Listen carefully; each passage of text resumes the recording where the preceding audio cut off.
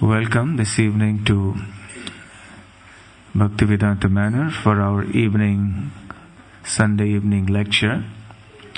For the last 2 Sundays, we have been talking about the glorious departures of great devotees from this world. We will continue with that theme today as well, and speak about the glorious passing away of the great warrior and devotee Bhishma. Everyone has heard about Bhishma. Anyone who has heard the stories of the Mahabharata surely could not miss out on Bhishma. A very charismatic personality who plays a very pivotal role in the whole of the Mahabharata. He is there from the very beginning of the text, all the way up into the battle of Kurukshetra. He was a pillar of the throne of Hastinapur. What is not so commonly known is that he was also a very, very great devotee of Krishna. Bhishma's passing away is the stuff of what heroes are made of. Such heroic departures are very rarely to be found in this world. As we have been discussing, what makes a passing away heroic is not that one passes away in a flamboyant way, but passing away with deep devotion for Lord Krishna. That is what makes the departure glorious. So Bhishma's life was very extraordinary. This morning we spoke for a couple of hours to a small group of devotees on the glories of Bhishma. And we did speak something about his passing away as well. But since here the crowd is quite different from that which was in the morning, I will go over some of the things I said this morning also. Bhishma had taken a vow of celibacy, that he would not marry, because that was a condition that was placed for his father, the great King Shantanu, to marry Satyavati Devi. Satyavati's father had wanted that her son, his grandson, should actually become the successor to King Shantanu. And what a great sacrifice Bhishma made. He first of all relinquished his kingship and said that I take a vow that I will never sit on the throne of Hastinapur, which was like the emperor of the world. He was the heir apparent, the crown prince, but he gave it up. And then when the father of Satyavati expressed a doubt about Bhishma's progeny, Bhishma said, well then, I'll settle that doubt also. I will maintain complete celibacy. I will not get married. For a Kshatriya of that age especially, it was something quite unheard of. So much so that the demigods from the higher planets started showering flower petals upon him. And they named him as Bhishma, the one of the terrible vow. And Bhishma was the one who actually arranged for the growing up of the Pandavas and the Kauravas, arranged the teachers for them, looked after them. And what to speak of the Pandavas and the Kauravas, he was the one who also looked after their fathers, Dhritarashtra, Pandu and Vidura. He was the one who arranged for their marriages and so on. In times of difficulty, Bhishma was always there to support the throne of Hastinapur. As time went on, the Kauravas and Pandavas were growing into young princes, and it became very, very clear that Duryodhana wanted his cousins to be killed. And he hatched so many plots to this end, but somehow or the other they were saved. Bhishma tried in vain, like did many others, including Lord Krishna, to prevent the war.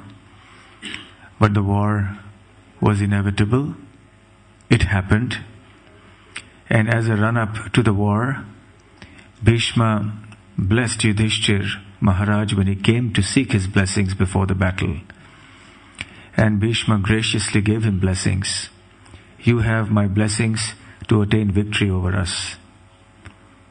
Bhishma's personality is very intriguing because as a pure devotee of the Lord, he was fighting against the Lord. He was fighting in the opposite camp on behalf of the Kauravas against Krishna and the Pandavas. And therefore sometimes Bhishma's role is misunderstood. But we have to see that Bhishma is actually a great devotee who is playing a role in the pastimes of Lord Krishna. Lord Krishna descends here to establish the principles of religion, to destroy miscreants, and also to save his devotees. So Bhishma Dev played an important part in that. Because Krishna had brought together all the Kshatriyas of the world, and they would fight with each other, kill each other, and then reduce the burden of the earth. So when the battle began, Bhishma was fighting ferociously. He had received a benediction that he would be invincible in war, in battle, and also that he would be able to die at his own wish. It's called Ichha Mrityu. A person who can choose the time of his own death. That's something very exceptional. It is granted to a few rare people. It's one of the yogic powers actually. So Bhishma had that benediction. It was very hard for Bhishma to be conquered. And before the battle, when Yudhishthir came to ask him for blessings, Bhishma said, you have my blessings. And Yudhishthir asked him, then please tell me, how may we conquer you? And Bhishma said, I cannot be conquered. I am invincible in battle. But nevertheless, I will tell it to you at some other time. The time has not come for me to die. When the time comes, you approach me again, and I will answer your question at that time. And as the battle began, Bhishma began to fight ferociously, and he was slaughtering the soldiers of the Pandava army every day in the thousands. The Pandavas were really getting worried. And at one time, even Krishna was forced to break his promise. Krishna had made a promise before the battle of Kurukshetra that he would not lift a weapon. He would only be a charioteer of Arjuna, but he would not fight. He would not even lift a weapon. And he kept his promise till the 9th day of the battle. When Bhishma fought so ferociously that Arjuna's life was in danger, and then Krishna jumped down from his chariot, got hold of the chariot wheel, lifted it, and rushed towards Bhishma. Bhishma laid down his weapons, raised his hands in surrender, and with great happiness was willing to be killed by Krishna at that time. But Arjuna came from behind. He caught him, encircled his body with his arms to hold him. But Krishna was in such fury that he kept running, dragging Arjuna behind him, even as Arjuna was holding on to him on his chest.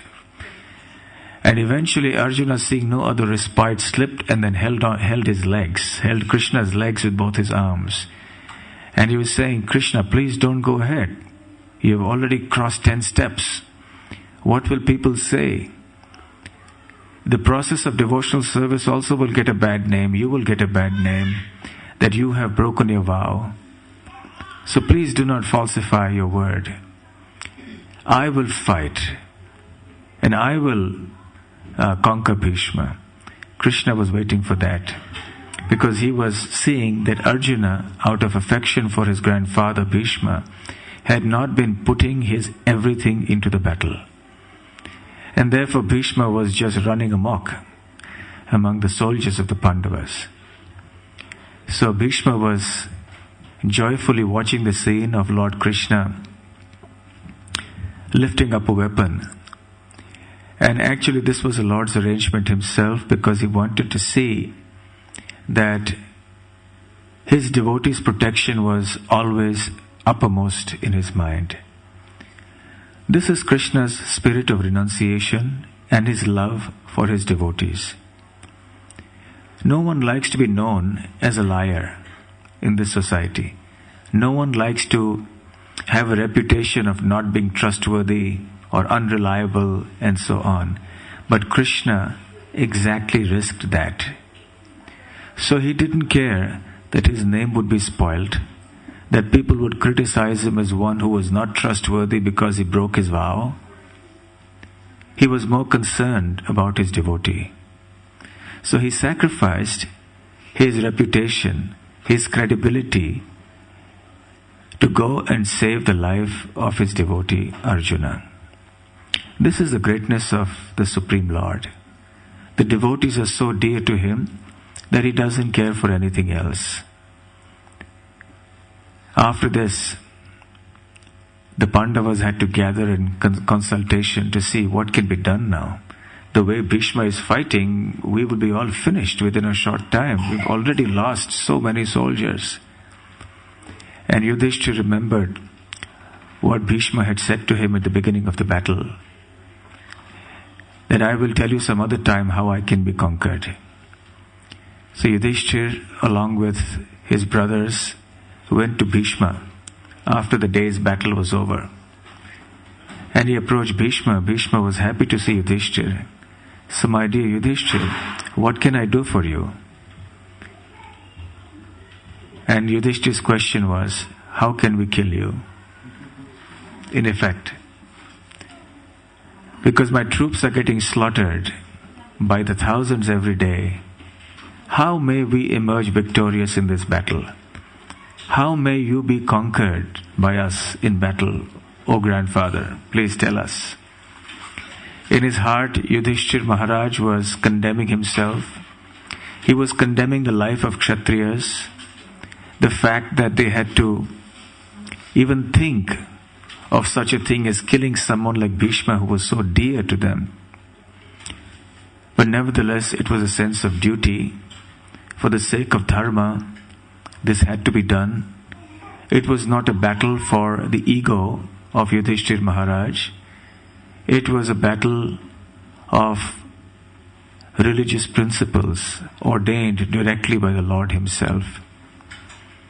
Bhishma said, well, actually the fact is, no one can defeat me. I can only be defeated when I lay down my weapons. So Yudhishthira asked him, then how can we make sure you lay down your weapons?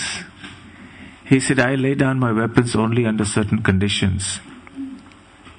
Like if someone surrenders unto me, if someone is in fear and runs away from me, or someone lays down his weapons, or if someone's armor is shattered and is unprotected, then I lay down my weapons. I do not fight against such a person. Also, I will never fight in battle against women, against ladies. And therefore, because Shikhandi, the offspring of Drupad Maharaj, was formerly a lady and has now become a man, so I will not fight against Shikhandi. So here is a secret, O Yudhishthira. Place Shikhandi in front of you and engage in battle with me, and then you will emerge victorious. And the Pandavas went back, having got the secret of how to overcome Bhishma in battle. Both Arjuna and Yudhishthira were really feeling terrible about the whole thing. But somehow or other, they composed themselves and the next day's battle began. Eventually, the strategy that Bhishma himself has suggested worked. Bhishma's body was covered with arrows. There wasn't even place on his body to have 1 or 2 fingers space between arrows. His body was pierced by so many arrows. And eventually he fell from his chariot onto the floor, onto the ground. But because his body had been pierced by arrows everywhere, he did not contact the ground. He just lay on a bed of arrows. A very unique situation. We have never heard of warriors who fall down and then lie on a bed of arrows. And he wanted a pillow. When Bhishma fell down, there was an uproar. Oh, Bhishma has fallen, Bhishma has fallen.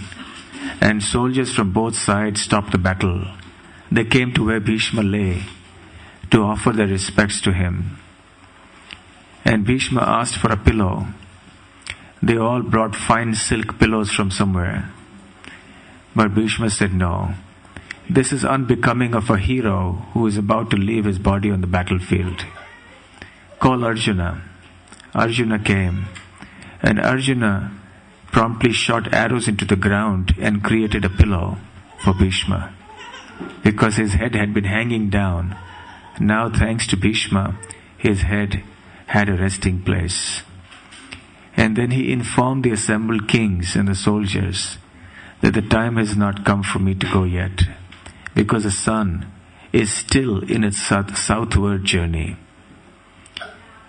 According to the yogic texts, and this is also briefly mentioned in the Bhagavad Gita, that the auspicious times for yogis to leave their bodies is when the sun is in its northward course. It's called Uttarayan, when it moves northwards. As from our point of view, as we are here on earth, we see the sun moving southwards in our winter, and then it reaches its extreme point, and then from that extreme point it stops and then reverses and moves northwards. So the point at which it reverses is the point which is called Uttarayan, the point of the northward journey beginning for the sun. So Bhishma had noted that the sun was still in its southward journey. So he said, I will wait till the sun has begun its northward journey. And he remained there. The Pandavas also came there. They sat with Bhishma for a while. Then it was sunset, and everyone departed to their respective camps, because only half the battle was over yet. Only 10 days were over. The battle would last another 8 days. Next morning they again came to offer respects to Bhishma. And Bhishma said, I need some water to drink. My throat is parched. They all brought expensive royal jugs and cups of water. And Bhishma was not happy. He said, this is not the way for a hero to drink water when he's lying on his deathbed. I want the passing away of a hero. So give me water that is in a way that is appropriate for a hero who is dying on the battlefield.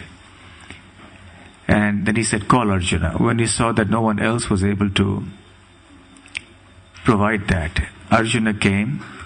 He circumambulated Bhishma with great respect, and then he shot arrows into the ground. One arrow into the ground, and lo and behold, the water from the Ganges below the water, pure, auspicious water, started gushing out like a geyser and came into Bhishma's mouth. Bhishma quenched his thirst and began to glorify Arjuna and told Duryodhana, now Duryodhana, please listen to me. This is the time that you must stop this war. Let my death be the means for peace to dawn amongst you brothers. Give half the kingdom to Yudhishthira and his brothers. You rule the other half and live happily. Just see the prowess of this Yudhishthira. He has brought me water by shooting an arrow into the ground. Such power, such capacity for warfare. And plus, Krishna is on their side. How can you ever hope to be victorious? At least now, Duryodhana, please listen to me as I am about to leave this world. Stop this war. But Duryodhana was bent upon his strategy to complete the war to the very end. And then the battle went on. Out of respect for Bhishma, the warriors did not come on this side, Bhishma lay there on his bed of arrows for another 8 days. Yes, not an easy thing to do. To lie on a bed for 8 days is bad enough, but to lie on a bed of arrows is not something we would all look forward to. We get so much pain when even a small pin pierces us. What to speak of an arrow? And what if the entire weight of your body were resting on these arrows and you were lying there? So Bhishma remained lying there in full control of his faculties, waiting for the auspicious date of the Uttarayana, when the sun would begin its northward course. Meanwhile, Yudhishthir Maharaj won the war, as you all know. He was installed as the emperor. And at that time, Vyasadeva advised, Yudhishthir, you are asking me all these questions about statecraft, about the duties of a king, about the duties of a kshatriya, and so on. The right person to go and ask is Bhishma. Even as he lies on the battlefield on his bed of arrows, he is perfectly competent to give you this knowledge in all detail. He has learned this knowledge from celestial sources in his younger days. He has learned warfare from Parshuram. He has learned the science of the Vedas from Sanat Kumar and from other great sages. There is no field of knowledge where he is not expert in. The subject of duties and morality is by far his strong point. Please go and ask him. He will guide you about the duties and morality for a king of this world, for an emperor. And Yudhishthir Maharaj was at that time in the capital. And Krishna was also there. The next day, Yudhishthir Maharaj came up to Krishna. Krishna was sitting in a very pensive mood. In fact, he was sitting like a statue, like a figure painted on canvas. And Yudhishthir Maharaj was curious to know what the reason was. He came and said, O Keshava, O Krishna, what is it that is going on in your mind? Why is it that you are sitting like a statue? It looks that your thoughts are numbed. What is it that you're contemplating on? And Krishna replied, My dear Yudhishthir, Bhishma is lying on the battlefield on his bed of arrows, and he is thinking of me. He is calling out to me, and he is praying for my grace, and my mind is automatically drawn towards him. I cannot take my mind away from him. That Bhishma, who fought for so many days with Parshuram, and whom even Parshuram could not defeat in battle, that Bhishma who is learned in all the skills of warfare and statecraft, that Bhishma who took such terrible vows of celibacy in his youth, even as a kshatriya, that Bhishma who protected the throne of Hastinapur, and he glorified like this, Bhishma like this in many, many ways. He said, that Bhishma is now surrendering his mind at my feet. And indeed, at that time, Bhishma was actually doing that. Bhishma was offering his heartfelt prayers because the time of Uttarayana was approaching. And Krishna said, I must go there. I must go to where Bhishma is. So the Lord actually also feels equally for his devotee. When the devotee thinks about the Lord at the time of his death, it attracts the attention of the Lord. And Krishna also begins to pay attention. So the passing away of a great devotee is done under the supervision of the Lord himself. Because a pure devotee of the Lord would always think of Krishna at the time of death. And when someone thinks of Krishna with devotion, Krishna also thinks of him. The path of devotion is a very personal thing. Krishna reciprocates appropriately to the sentiments of every single devotee. Krishna said, "Yes, Yudhishthir Maharaj, let us go there immediately." And Krishna, along with Yudhishthir and many others, boarded their chariots and went back to Kurukshetra, to the battlefield where Bhishma lay. Of course, around him there were phalanxes of soldiers with due respect guarding him. And Yudhishthir, Krishna and others arrived on the scene. Bhishma again offered his respects to Krishna and began to glorify Krishna. At that time Krishna said, "My dear Bhishma, here with me is Emperor Yudhishthir. He is your beloved grandson. Just see, he is so despondent now because he feels himself responsible for the massacre that has taken place at this battlefield. Please give him good instruction. There is no one more qualified than you to do this." Bhishma heard this from Krishna, and after praising Krishna he said, "Oh my dear Krishna, just see my condition. My condition is extremely inappropriate now.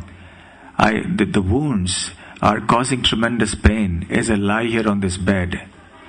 My mental faculties are no longer stable. I'm not able to focus my mind clearly. And all that I knew before, my memory fails me at this time as I am on my deathbed. Krishna, actually you should be the one to give this discourse to Yudhishthir Maharaj. I am not qualified and competent to do so." And then Krishna replied, "My dear Bhishma, by my grace, you will remember everything that you studied in your younger days. All the detailed aspects of morality, of dharma, and everything will be imprinted in your consciousness. So much so that every word that you speak will have the authority of the Vedas. So speak, my dear Bhishma. I have arranged this to glorify you, to spread your fame all over the world."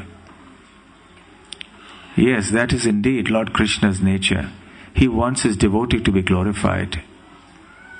And Krishna persuaded Bhishma to speak, and Bhishma suddenly felt himself rejuvenated.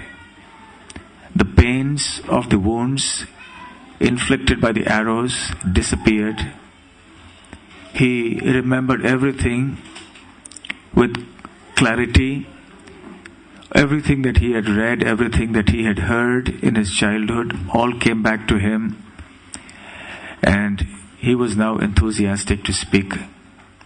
But on the other hand, Yudhishthir Maharaj had been very hesitant to approach Bhishma, because he was embarrassed to show his face even to Bhishma, because he was feeling guilty.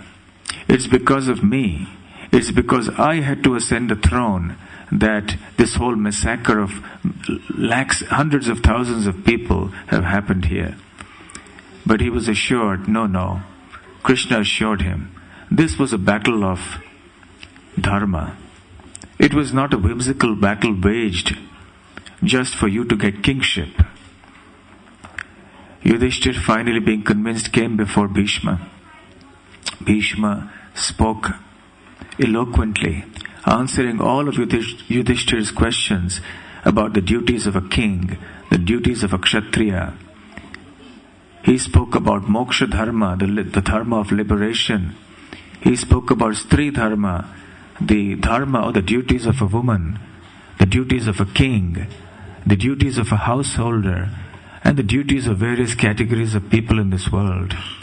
And he spoke very eloquently, even though he was there on the bed of arrows. Finally, he concluded his discourse.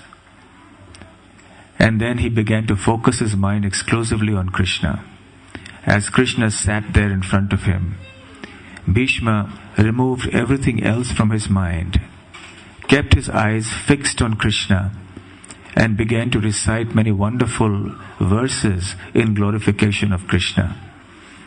He also began to recollect the various activities and pastimes of Krishna, especially on the battlefield, because these were fresh in Bhishma's mind. He remembered the time that Krishna had got down from the chariot and had lifted up the wheel and was rushing towards him in great anger. He also remembered the sight of Krishna driving the chariot of Arjuna, his hair having turned ashen due to the dust on the battlefield, and beads of perspiration decorating his forehead, and his clothes flapping in the wind. He remembered that scene of Krishna's beauty as he came forward in the chariot. He was remembering Krishna's other pastimes, even those in Vrindavan. And in this way, Bhishma's concentration and his memory was focused exclusively on Krishna. And after he had glorified Krishna, he said, "O Krishna, please give me permission to depart. I seek your blessings." And with a heavy heart, Krishna gave him the permission to leave this world. As Bhishma sat there, or lay there, completely in spiritual consciousness, King Yudhishthir, the Pandavas, and all the other kings who had assembled there, including sages from all over who had come there was complete silence. As Bhishma Dev moved his life airs up and brought his soul to the top of his head, and the soul moved out through the top of his skull and went into the higher regions, and everyone and everything fell silent. Just as birds at the end of the day stop chirping and there is quiet, immediately as Bhishma departed, everyone was silent for a while. And then, because of this glorious departure, they started beating drums. The demigods in the heavenly planets were showering flowers and also beating drums. The glorious Bhishma had now finally departed. Bhishma had been also considering his great fortune that Krishna had personally come in front of him as he was leaving. This is actually the perfection of our life, to be able to think about Krishna with love as we are leaving this body. And just see Bhishma's good fortune. Krishna arranged for this whole matter of Bhishma's passing away in such a way that he would himself be personally present there, so that Bhishma could focus his mind on him. And seeing Krishna's beautiful face, remembering his pastimes on the battlefield as well as in other places, with great devotion, and being completely detached from this world, Bhishma left. The final rites for Bhishma's body were performed as per the scriptural injunctions. Yudhishthir Maharaj, greatly enriched by the knowledge that Bhishma had given him, ruled over the world in a statesman-like fashion, ruling exactly as per the scriptures. He lived up to his name of Dharmaraj, one who is the embodiment of religious principles. Bhishma Deva's example is a sterling example for all of us to follow and emulate.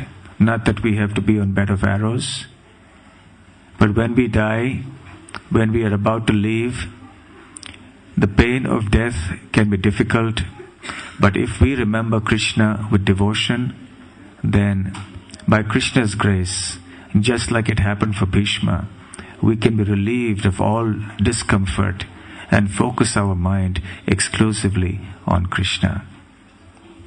Such was the glorious departure of the great Bhishma from this world.